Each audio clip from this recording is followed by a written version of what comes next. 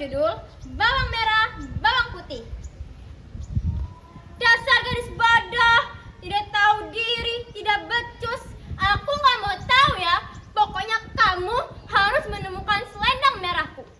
Jangan coba-coba untuk pulang dengan tangan kosong. Camkan itu gadis bodoh. Sana pergi. Baik Bawang Merah.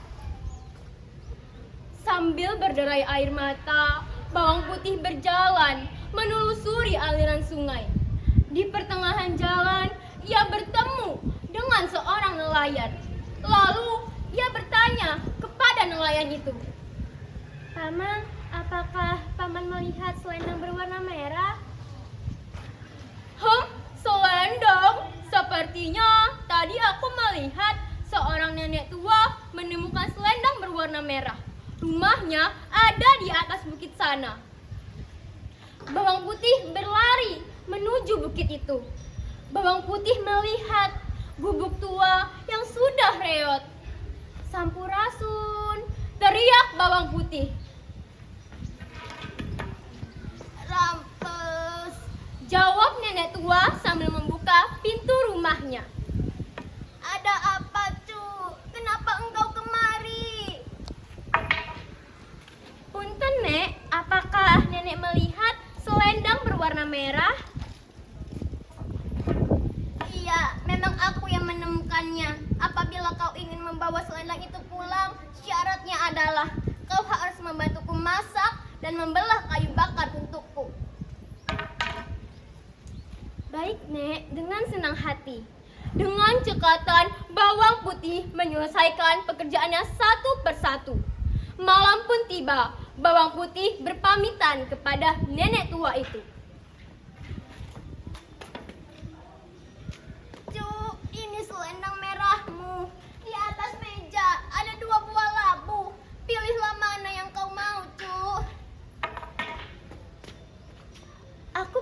Terima kasih banyak, Nek. Aku pilih labu yang kecil saja agar tidak memberatkan bawaanku." "Ambillah, Cu. Tapi ingat pesan nenek, jangan kau buka labu itu sebelum kau sampai di rumah."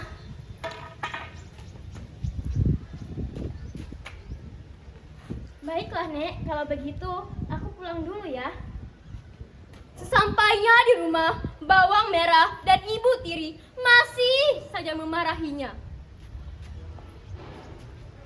"Dasar gadis tidak berguna, mencari selendang begitu saja butuh waktu yang lama. Cepat, belah labu itu, kami sudah lapar." Dengan segera Bawang Putih membelah labu itu. Semua orang terkejut. "Hah? Kok bisa sih? Di dalam labu masa ada perhiasannya? Jangan-jangan kamu mencurinya ya?" Bukan begitu Bawang Merah." Bawang Putih pun menjelaskan asal mula ia mendapatkan labu itu. Keesokan paginya, Bawang Merah dan Ibu Tiri pergi ke sungai. Dengan sengaja mereka menghanyutkan selendang itu. Ketika selendang itu menepi, benar saja selendang itu ditemukan oleh nenek tua itu lagi. Mereka pun berpura-pura menanyakan keberadaan selendang tersebut. Nenek pun berkata, "Jika kalian ingin selendang itu kembali, kalian harus membantu nenek memasak dan membelah kayu bakar." Meskipun sedikit kesulitan, mereka berhasil menyelesaikannya. Mereka pun berpamitan kepada nenek. Nenek memberikan selendang merah itu dan menghadiahi 2 buah labu kepada Bawang Merah. Bawang Merah pun memilih labu yang paling besar. Setelah itu, nenek berpesan kepada mereka, jangan buka labu itu sebelum mereka sampai di rumah. Tetapi di tengah perjalanan, Bawang Merah dan Ibu Tiri sudah tidak sabar lagi dan membelah labu itu. Alangkah terkejutnya mereka. Ternyata isi dari labu itu bukanlah perhiasan, melainkan binatang berbisa. Mereka pun berteriak, "Tolong! Tolong! Tolong!"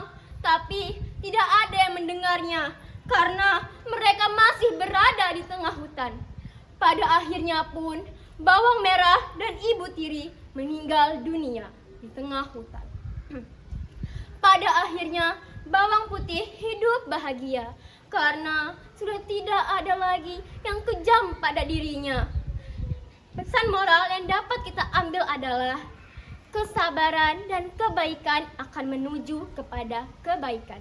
Tetapi kejahatan dan keserakahan akan berujung kepada kesengsaraan. Dan jangan melarang perintah orang tua. Wassalamualaikum warahmatullahi wabarakatuh.